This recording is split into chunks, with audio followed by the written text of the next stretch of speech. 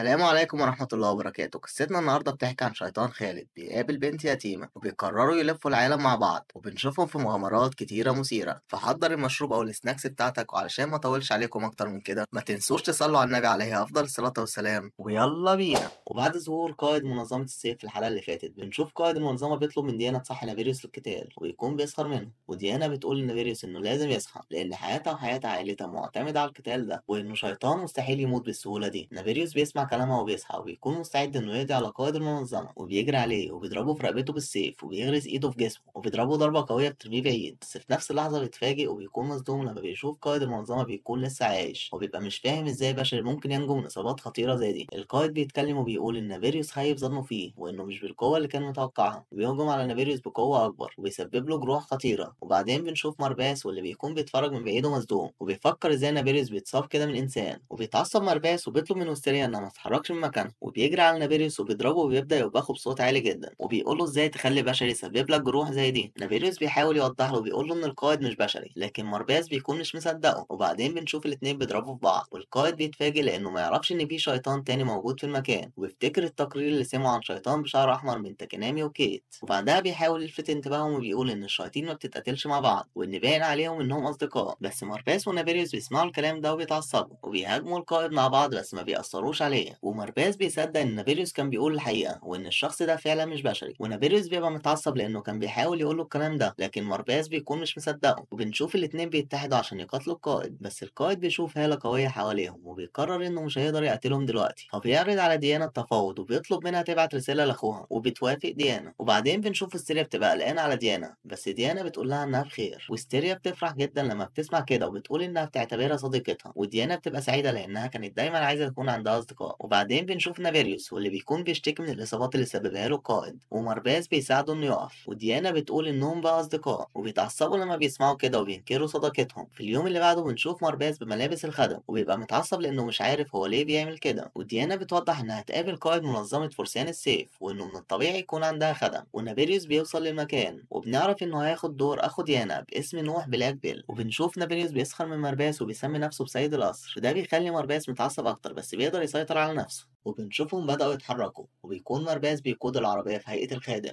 وبنشوف وستيريا وديانا ونابيريوس في العربية، وديانا بتطلب من نابيريوس يتصرف زي أخوها، ونابيريوس بيطمنها وبيقول إنه هيحاول يتصرف بعقل هادي. وستيريا بتسأل ديانا عن طباع أخوها، فديانا بتوضح وبتقول إن طبع أخوها عكس طبع نابيريوس، لأن نابيريوس عصبي وسريع الغضب وإن أخوها كان هادي وبيعرف يتصرف بطريقة راقية. ولما نابيريوس بيسمع الكلام ده بيقول لديانا إنه لابس الزي ده علشان يساعدها وإنها ما ينفعش تتريق عليه، وديانا بتشكره بابتسامة. وفي اللحظة دي بنشوف سنو بيكون بيراقبهم من بعيد، وبعدين بيتنقل بينا المشهد وبنشوفهم وصلوا لمكان قائد منظمة السيف، وبنشوف نابيريوس بينزل من العربية وبيسخر من مارباس وبيقول له إنه كخادم المفروض يفتح باب العربية للسيد بتاعه، ومارباس بيتضايق بس بيقدر يتحكم في غضبه. وبعدين بنشوف ديانا بتقول لوستيريا تستناهم في العربية، وبيدخلوا المكان وبيشوفوا القائد مستنيهم وبيرحب بيهم، ونابيريوس بيقدم نفسه على إنه نوح رئيس عائلة البلاك بيل، والقائد بيبقى معجب بشخصيته بس شاكك فيه، وبيقول إنه عمره ما سمع عن نوح في المجتمع الراقي وإنه ممكن يكون مش نفس الشخص المطلوب. بس نابيريوس بيبقى واثق في نفسه وبيرد عليه وبيقول له إنه مش من المناسب لشخص لابس درع في اجتماع زي ده يشك في غيره.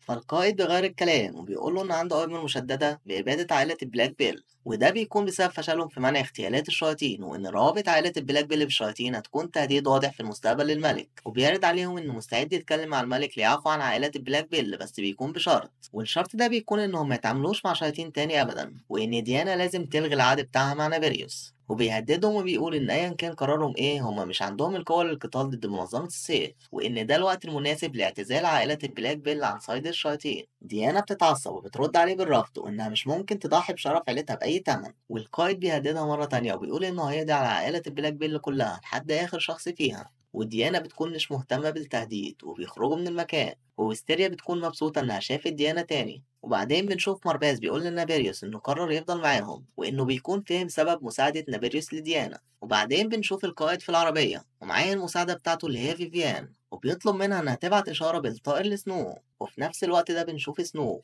واللي بيفهم إشارة القائد وإنه المفروض يقضي على ديانا في الطريق، وسنو بيبقى مش عايز يهاجمهم وبيقول إن مش من الصح الاغتيال بالطريقة الجبانة دي، وإن ديانا بتكون في نفس عمر أخته بس بتقاتل بشرف ومش بتقتل أي حد من فرسان السيف في المعركة. بس سنو بيبقى مش قادر يعمل أي حاجة غير إنه يطيع أوامر القائد. وبعدين بنشوف ديانا بتمدح نابيريوس على تمثيله لشخصية أخوها، وبتبدأ تسأل وستيريا عن أخوها، وستيريا بترد إن أخوها صريح وطيب وإنها بتحبه جدا. وفي نفس اللحظة سنو بيبقى جاهز إنه يضرب ديانا بالرصاص، بس بيكون متردد جدا وبيغمض عينيه والرصاصة مش بتيجي في حد. وديانا بتبقى مصدومة، بتقول إن الرصاصة دي كانت متوجهة ناحيتهم، ونابيريوس بيقول إنهم كانوا محظوظين بسبب إن المكان كله تلج وعلشان كده ما جاتش فيهم الرصاصة. بس وستيريا بتقول إن الرصاصة ما جاتش فيهم لأن اللي كان بيحاول يضربهم كان متردد، وإن ده اللي بتكون حاسة بيه. وبعدين بنشوف سنو بيحاول يقنع نفسه إن أخطأ الهدف بالغلط، بس في الحقيقة هو بيكون قاصد، وبيقول إنه آسف للقائد إنه ما قدرش يكمل المهمة. وبيرجع سنو المقر المنظمة وبنشوفه مع تاكينامي، واللي بيكون فاهم إن سنو أخطأ الهدف عن قصد، بس سنو بيكون بينكر لأنه مش عايز حد يعرف. وبنرجع لقصر بلاك بيل وبنشوف مارباز بيقول لنابيريوس انه حاسس بتحركات قريبه وان الاعداء غالبا هيهاجموا النهارده، وبيقول انه هيكتفي انه يراقب المعركه من بعيد علشان ما يعرضش وستيريا للخطر. ونابيريوس اللي بيكون في مزاج وحش بيرد عليه وبيقول له يعمل اللي هو عايزه لانه بيكون مش مهتم. ومارباز بيقول ان ديانا بتحاول تموت في المعركه دي، وانه حتى لو قتل قائد منظمه فرسان السيف مش هتقدر برضه ترجع مكانه عائلتها. نابيريوس بيرد وبيقول له انه مش متفاجئ، وبيشرح له ان ديانا مش متقبله انها الشخص الاخير في العائله وبتحاول تموت بشرف، وان ده السبب اللي خلاه يفكر إن ديانا شخص مختلف وتستحق المساعدة فعلا. وبيقول له إن الحياة مملة وإن الحرب في معركة خاسرة هيكون شيء ممتع، وبيسيبه وبيمشي. وبنعرف إن وستيريا بتكون بتسمعهم. وبعدين في نفس اليوم بالليل نابيريوس وديانا بيشوفوا فرسان السيف، ونابيريوس بيقنع ديانا إنهم هيفوزوا بالمعركة بسهولة، مع إن هما الاتنين بيبقوا عارفين إن ديانا بتحاول تموت في المعركة دي. بس ديانا بتكون مبسوطة إن نابيريوس معاها، وبتفكر إنه هينساها بسرعة لما تموت لأنه شيطان خالد وحياته طويلة. وبتقول إنها كان نفسها تقضي وقت أكتر مع وستيريا. وفجأة بنشوف وستيريا واللي بتكون برا القصر وبتنده على ديانا. ديانا بتتخض وبتطلع تجري عليها وبتسأل هي ليه لسه موجودة في القصر، وبتقول إنها مش هتقدر تورطها في المعركة الخطيرة دي. وستيريا بتقول إنها كانت فاكرة إنها مش من حقها تدخل، بس هي مش هتقدر تسيب صاحبتها تموت من غير ما تتدخل. وديانا بتكون متأثرة وسعيدة بالكلام ده. وبعدين بنشوف نابيريوس بيقول لمارباس أنت ليه لسه موجود هنا. مارباز بيرد عليه وبيقول له إنه موجود علشان وستيريا مصرة تساعد صاحبتها، وبيقول إنه منزعج جدا من قائد منظمة فرسان السيف، وإن هو هيهتم بحماية ديانا وستيريا وهيسيب نابيريوس يهتم بالقائد ده. نابيريوس بيضحك وبيبقى مبسوط لأن هيبقى عنده الفرصة على القتال بكل قوته بدون القلق على حماية ديانا. وفي اللحظة دي بيوصل قائد المنظمة وبيبدأ يهجم عليهم، بس مارباز بيضرب الأرض وبيوقف هجوم القائد، وبيتفاجئ إن القائد اختفى، بس بيظهر في السماء وبيحاول يهاجم مارباس. ونابيريوس بيشوفه وبيصد الضربة عن مارباس، والقائد المنظمة بيسخر منهم وبيقول إن صداقتهم قوية. وفجأة مارباس بيكتف قائد المنظمة من الخلف، وبعدين بنشوف نابيريوس ومارباس بيهاجموه بهجوم قوي جدا، بس الهجوم مش بيأثر في القائد برضه، وبنشوف سيفه مخترق بطن نابيريوس، وبيقول له إن سمع عن الكلب اللي مش بيعرف يتعلم مهارات جديدة للقتال. وفي لحظة سريعة بيضرب مارباس بسلاش قوي جدا وبيسبب له جروح خطيرة، وبيقول إن هو مش غبي كفاية إنه يبدأ معركة مع اتنين شياطين من الكوارث ال13 من غير ما يكون متأكد إنه يقدر يهزمهم. وبيطلع المسدس وبيبعت إشارة للفرسان، واللي بتكون علشان يفتحوا صندوق مربوط بالسلاسل، واللي بيطلع منه شيطانة وبتبقى غضبانة جدا إن القائد حابسها في الصندوق. والقائد بيقول لها إن هي دي الطريقة اللي بيقدر يتجنب بيها قتلها للجنود بتاعته. ونابيريوس بيقول إن هي دي الشيطانة اللي سمعوا إنها اتقتلت من منظمة فرسان السيف. ومارباس بيقول إنها من الكوارث ال13 زيهم، وبيسألها هي ليه مع الشخص ده، وبترد عليه وبتقول لهم إنها مش منهم وإن هي بتكرههم أكتر من أي شيء. وبتطير في السماء وبتتحول لهيئتها الشيطانية، وبتحاول تهجم على ديانا وويستيريا، بس مارباس بيعمل درع بشعره وبيحميهم. والقائد بيحاول يهجم عليهم بالسيف، بس نابيريوس بيصد ضربته. وبعدين نابيريوس بيقول لمارباس إنه هيسيب له الشيطانة وهيتقاتل هو مع القائد. وبنشوف مارباس بيمسك الشيطانة من رجليها وبيسحبها للأرض وبيمسك رقبتها وبيسألها هي ليه بتحاول تقتلهم، وبيقول إنها عار على الكوارث ال13 بسبب إنها بتكون عملت عقد مع سائق شياطين. والشيطانة بترد عليه وبتقول إنها اتقبض عليها من قائد المنظمة وإنه عذبها وأجبرها إنها تعمل عقد معاه، وبتقول إنها شيطانة أكتر منهم وإن هم العار الحقيقي على الشياطين بسبب إنهم بيتجولوا العالم بهيئتهم البشرية وبيعملوا عقد مع البشر. وبتسألهم هم ليه مهتمين بكائنات ضعيفة زي البشر. وفي نفس اللحظة بتضرب هجوم على ديانا وستيريا، بس ديانا بتوقف الهجوم بدرع وبتقول إن عيلتها عملت اتفاقات مع شياطين كتير وإنه من المستحيل ضربتهم توصل لها. بس في الحقيقة ديانا بتكون بتقدر تعمل التعويذة دي مرة واحدة بس، وإن الأعداء لو عرفوا الحقيقة مصيرها هيكون الموت. وبعدين القائد بيمدح دفاعها بس بيقول إنه مجهز لها مفاجأة تانية. وبنشوف قصر ديانا بيولع وديانا بتكون مصدومة لأنها بتخسر كل ذكريات عائلتها، لكن وستيريا بتقول لها إن الذكريات الحقيقية بتكون موجودة في قلبها، وإن عائلة البلاك بيل هتفضل موجودة طول ما ديانا موجودة. وبعدين بنشوف ديانا بتفكر في نفسها وبتقول إنها مش ممكن تستسلم أبدا لمنظمة السيف، والقائد بيعترف إن ديانا تستحق تكون أفضل قائدة لعائلة البلاك بيل، بس هو مش ممكن يسيبها تعيش. وفي نفس اللحظة بيظهر شخص من ورا الشجرة وبيضرب ديانا بالرصاص. نابيريوس بيلاحظ وبيحاول ينقذها بس بيكون متأخر والرصاصة بتيجي في ديانا. وبعدين بنشوف ديانا بتقول لنابيريوس إنها ما قدرتش تتحمل موت عائلتها وإن هدفها الوحيد إنها ترجع مكانة عائلتها، وبتقول إنه كان أمل مستحيل. وبتشكر نابيريوس إنه معاها لآخر لحظة وبتطلب منه ما ينساهاش وما ينساش القصر ده بعد ما تموت، وده بيبقى آخر كلام ديانا قبل ما تموت. وبنشوف وستيريا حزينة والقائد بيقول لنابيريوس إن صاحبة العهد بتاعته ماتت وإنه مش عنده سبب للقتال وإنه خلص مهمته. وبنشوف نابيريوس بيبقى غضبان وحواليه هالة قوية جدا وبيقول له إنه ما كانش مهتم إنه يقتله، بس المعركة دي لسه ما خلصتش وإنه مستحيل يقبل باللي حصل. وبيقرر يشيل الطوق اللي بيكون خاتم قوته الحقيقية، ومرباز بيحاول يمنعه بس نابيريوس بيكون مش مهتم وبيفكر في الانتقام بس. وبيشيل الطوق بيتحول في مشهد اسطوري لكلب عملاق غاضب وبيتم تقديمه على إنه نابيريوس واحد من أقوى شياطين الكوارث ال13. وبنشوف فرسان السيف بيضربوه بمدافع بس بتكون مش مأثرة في نابيريوس، ونابيريوس بيبدأ يضرب فرسان السيف بشعاع كهربي واللي بيدمر المدافع بتاعتهم بكل سهولة وبيسبب لهم ضرر كبير. وبنشوف القائد بيحاول يهجم عليه بالسيف بس نابيريوس بيمسكه بسنانه وحرفيا بينسفه في لحظة. وبعدين بنشوف فرسان السيف خايفين جدا وبيفقدوا الأمل وبيبقوا جاهزين للموت. ومرباز بيقول إنه ما شافش نابيريوس بالهيئة دي من وقت طويل جدا وإن الشياطين في هيئتهم الحقيقية بيكونوا بدون وعي وبيفكروا في القتل والتدمير بدون أي سبب لحد ما يستهلكوا طاقتهم الكاملة. وعلشان كده نابيريوس في الهيئة دي قادر على تدمير أكتر من مدينة. وفي اللحظة دي وستيريا بتقول لمرباس إنها قادرة تسمع صوت ضربات قلب ديانا وإنهم ممكن ينقذوها. ومرباس بيقول إنها لو لسه عايشة فإن العقد بتاعها مع نابيريوس لسه شغال وإن هي ممكن تكون المفتاح علشان يوقفوه عن التدمير. وفجأة القائد بيظهر من وراهم بشكل غريب ومرباس بيكون مصدوم إن القائد بيقدر يجدد جسمه. والقائد بيكون سمع كلامهم وبيقول لو كلامهم صح وديانا هتقدر توقف الوحش ده فهم يقدروا ياخدوها تتعالج في خيام فرسان السيف. وبنشوف الشيطانة بتاخد ديانا للعلاج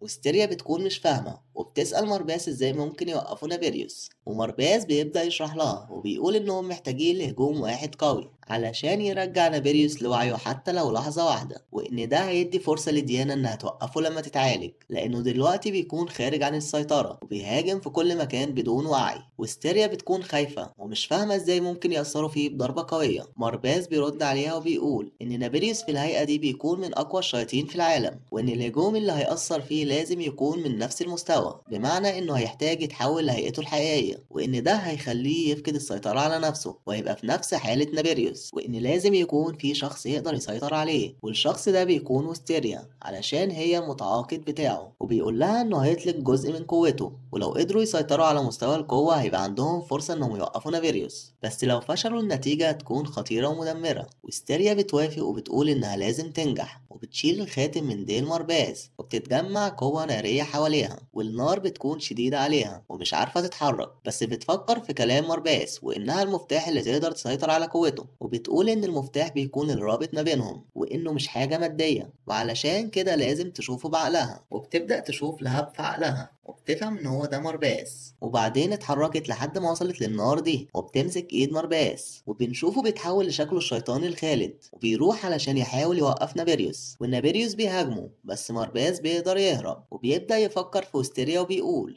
إن إنسان بيقدر يكون المفتاح لشيطان خالد زيه بيخليه يتمنى إنه يقدر يقضي وقت أكتر مع وستيريا، وللسبب ده هو لازم يوقف تدمير نابيريوس حالا. وبعد كده بيحاول يستخدم قوته علشان يهاجم نابيريوس بس بيكون لسه مش قادر يتحكم في قوته ونابيريوس بيحاول يهاجمه بس مرباس بيقدر يهرب. وفي اللحظة دي نابيريوس بيضرب الأرض بقوة كبيرة وبيكون في صخور رايحة في اتجاه وستيريا ومرباس بيقلق لما بيشوف وستيريا في خطر، بس سنو بيظهر في الوقت المناسب وبينقذها وبيبقى متعصب وبيبدأ يوبخ مرباس وبيفكروا إن لو عرض أخته للخطر هيقتله. وبعدين وستيريا بتتعرف على صوت أخوها وسنو بيقول لها إنهم لازم يسيبوا المكان ده حالا، بس ويستيريا بتقوله إنها محتاجة مساعدته وبتطلب منه يقف معاها ويقول لها المكان اللي مرباس بيكون فيه. وبعدين بنشوف مرباس بيهاجم نابيريوس، وبنشوف ويستيريا بتحاول تسيطر على قوة مرباس أكتر، وفعلا بتقدر تعمل كده والخاتم بيتحول لسلاح سحري. ومرباس بيلاحظ إنه يقدر يتحكم في قوته أخيرا، وبيبقى متعصب من نابيريوس وبيقوله إن سبب كبير للمشاكل وإنه إزاي يسمح لنفسه يبقى مدمر كده في السن ده. وبيقول إن نابيريوس كان زي الشوكة دايما في طريقه، وبيبدأ يجمع قوة نارية كبيرة، وبيقول إن هما الاتنين خالدين، بس فكرة الحياة من غير نابيريوس فيها هتكون مملة ومن غير أي تحديات. وبيضربوا بهجوم قوي جدا بيوقعوا على الأرض، بس نابيريوس بيبدأ يقف تاني وسنو بيجري ومعاه ويستيريا. وويستيريا بتقول لمرباس إنها لاحظت إن نابيريوس ما بيتحركش من المكان اللي هو واقف فيه، ومرباس بيقول إن كلامها صح لأنه في الهيئة دي غالبا المفروض بيكون في طريقه إنه يدمر على الأقل مدينة أو أكتر. وويستيريا بتقول إن نابيريوس أكيد لسه حاسس بالعقد بتاعه مع ديانا وعلشان كده مش بيتحرك. ومرباس بيقول إنه هيخلي نابيريوس مركز معاه علشان يحافظ على ثباته في المكان. وبعدين سنو بيلاحظ دم بيخرج من بق ويستيريا وبيقلق عليها، ومرباس بيلاحظ اللي حصل برضه. وفجأة نابيريوس بيضرب مرباس ضربة قوية، وويستيريا بتقول إنها كويسة وإن مرباس كان دايما بيحميها وإنها بتكون مبسوطة علشان أخيرا بتقدر تساعده. مرباس بيسمع الكلام ده وبيقول إنها فعلا تستحق تكون المتعاقد بتاعه. وبعدين بيروح لنابيريوس وبيقول إنه هيقضي وقت ممتع معاه بدل ديانا، وبيهاجموا بعض بضربة قوية جدا. وبعدين بنشوف ديانا بتوصل لمكان ويستيريا ومرباس وبتتأسف لهم عن المشاكل اللي نابيريوس سببها لهم، وبتسألهم إيه اللي مطلوب منها علشان ترجعوا لهيئته البشرية. ومرباس بيقول إنها لازم تتحكم في قوتها العقلية وتتحكم في تدفق قوة نابيريوس. وويستيريا بتقول لديانا إن المفتاح اللي معاها بتاع مرباس، وإن هي كمان تقدر توصل لمفتاح قوة نابيريوس. وبعدين ديانا بتدخل مخيلتها وبتشوف أرواح عائلتها، وفي مشهد مؤثر أخوها بيقول لها إنهم ماتوا ومش هيقدروا يهتموا بيها وإنها لازم تعيش سعيدة، وبيديها مفتاح وبيختفي. وبعدين بنرجع تاني للواقع وبنلاقي نابيريوس رجع لشكله الطبيعي والضوء بيظهر تاني وبيختم قوته. وبعدين بنشوف نابيريوس بيشكر مرباس وويستيريا، بس ويستيريا بتقع فجأة ومرباس بيقول لها توقف تحكمها في قوته. وويستيريا بترد وبتقول إن في شخص بيتحرك في اتجاههم. وبعدين بنشوف إن الشخص ده بيكون قائد منظمة فرسان السيف، وبيقول إنه ما كانش ناوي يظهر شكله لأي حد. وسنو بيبقى مصدوم لما بيشوف القائد بشكل شاب، وبيقول إن القائد مسؤول عن المنظمة من أكتر من 40 سنة. وويستيريا بتقول إنها قادرة تشوف القائد في عقلها بوضوح، وبتسأله هو بيكون مين وهي ليه بتقدر تشوفه. والقائد بيقول إنها شخص غريب وإن مستوى عقلها اللاواعي عالي، وبيقول إن دي حاجة مذهلة. ويستيريا بتسأله تاني هو مين، والقائد بيرد وبيقول إنه بشري بس لما كان طفل قابل شيطان ب3 عيون، والشيطان ده سأله لو كان عنده أمنية، وهو رد على الشيطان وقال له إن عايز يبقى أقوى من أي حد. وبنعرف إن بسبب الأمنية دي بيكون خالد، وإن كل لما بيقاتل أكتر بيبقى أقوى. وبيقول إن اسمه سول آدمز. ونابيريوس بيقول إنه سعيد إن القائد فخور بإنه خالد، وإنه لو مش هيقدر يقتل القائد فهو هيقتل جنوده كلهم، وإنه هيبدأ باللي ضرب الرصاص على ديانا، وإنه لسه مش راضي عن اللي حصل لديانا. بس القائد بيوقفه وبيقول له إن عمل مجهود كبير في تدريب الجنود دي ومش ممكن يسمح له انه يقتلهم. نابيريوس بيبقى مش مصدق ان القائد بيهتم بالجنود بتاعته، بس القائد بيقاطع كلامه وبيقول له انه بشري وعنده قلب واكيد هيدافع عن جنوده. وبيقول انه هيقول للملك ان ديانا ماتت، بس في نفس الوقت هيرجع لعائلة البلاك بيل مكانتها، وهينسب شرف السيطرة على شيطان هائج من الكوارث ال13 لعائلة البلاك بيل، وان ده هيكون احترام لشجاعة ديانا. وبعدين في اليوم اللي بعده بنشوف ديانا في المستشفى، ونابيريوس بيقول انها قدرت تنجو وترجع شرف عائلتها، وإن إخواتها كانوا عايزينها تكون في أمان.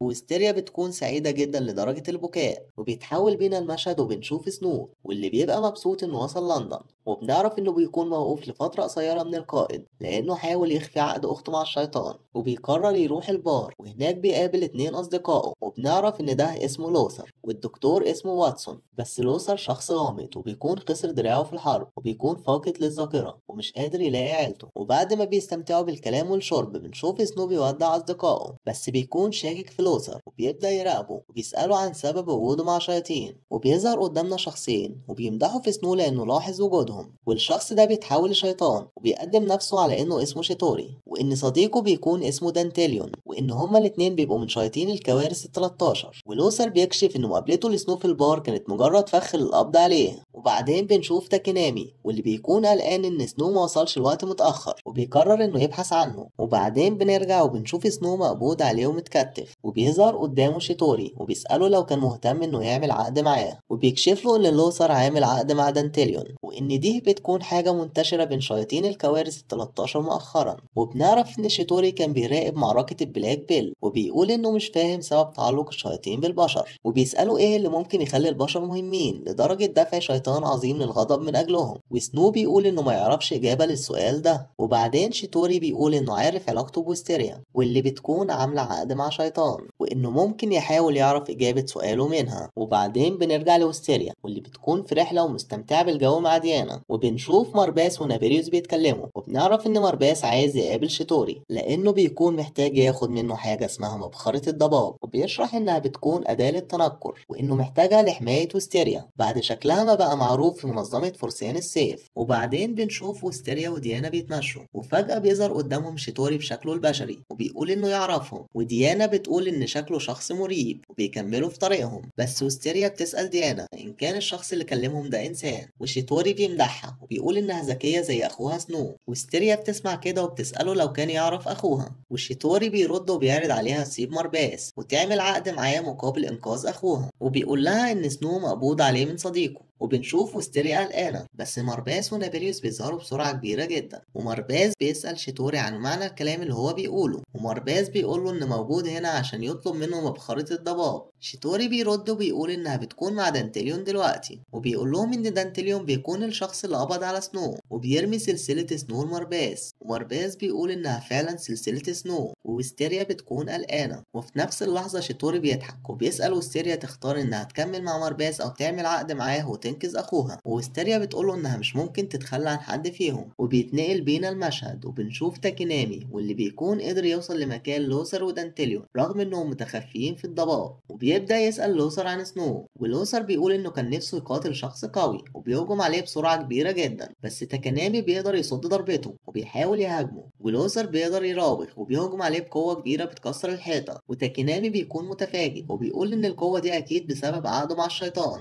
بس لوثر بينكر وبيقول إن دي قوته الشخصية من الحروب. ولوثر بيكون عارف تاكينامي وبيقول إن سنو دايما كان بيتكلم عن صديق ليه من اليابان، وبيقول إن سنو رفض يقول أي معلومات عن المنظمة رغم تعذيبه بعنف. تاكينامي بيسمع الكلام ده وبيهاجم لوثر بسرعة خاطفة وبيقدر يسبب له جروح وبينزل عليه بهجمات كتير متتالية، وده بيخلي لوثر يقع على ركبته. وبنشوف لوثر بيقول لتاكينامي إنه أخيرا بقى جاد في القتال، وبيتحرك فجأة بسرعة كبيرة وبيهاجم تاكينامي بضربة قوية جدا. تاكينامي بيكون مصدوم وبيسأل لوثر إزاي بيكون لسه سريع كده بالجروح دي. لوثر بيرد وبيقول إن الجروح دي بالنسبة له ولا حاجة، وإن هو بيكون متعود على الشعور بالألم، وإنه بيكون لابس لبس الجنود دايما لأنه عايز حروب أكتر، وإن دي الطريقة الوحيدة اللي بيقدر يستمتع بيها. تاكينامي بيرد عليه وبيقول له إنه كجندي للبلد دي المفروض يحمي شعبها، بس لوثر بيبقى مش مهتم وبيسخر من كلام تاكينامي، والتاكينامي بيهاجم لوثر بسرعة. وفجأة بنشوف دانتيليون واللي بيتحول فجأة لهيئته الشيطانية، وبيكون متحمس جدا من قتال تاكينامي ولوثر، وبنعرف إنه شيطان مجنون بالحروب، وبيقول إن هو مش هيتدخل في القتال. بس بنشوف واحد من فرسان السيف بيضرب لوثر برصاصة، ودانتيليون بيتعصب لأنه بيفسد عليه متعته وبيقرر يهجم عليه ويموته، بس تاكينامي بيتحرك بسرعة وبياخد الضربة عنه،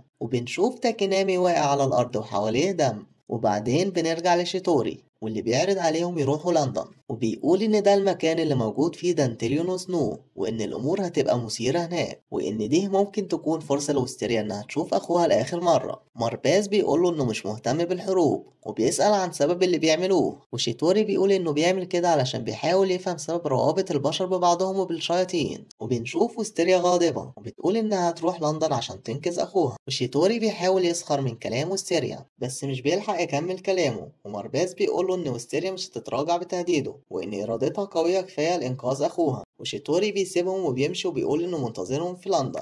وبكده نكون وصلنا لنهاية الفيديو النهارده، بس مغامرات ويستيريا ومارباس لسه مكملة معانا في الجزء اللي جاي، واللي هنعرف فيه إيه اللي هيحصل في رحلة ويستيريا ومارباس للندن ومصير سنو وتاكينامي بعد المعركة. ولو أنت وصلت معانا لحد هنا وعجبك الفيديو صلي على النبي في كومنت عشان ناخد كلنا ثواب، وما تنساش تدعمنا بلايك وتعمل اشتراك للقناة، ويلا سلام.